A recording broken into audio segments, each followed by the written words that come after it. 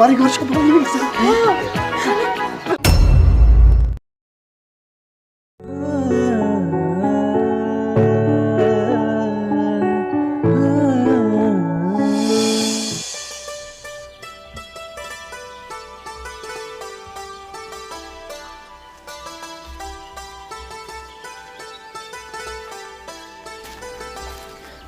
জামাইটা সে কোনে গেল, এখনো তো বাড়িতে এলো না।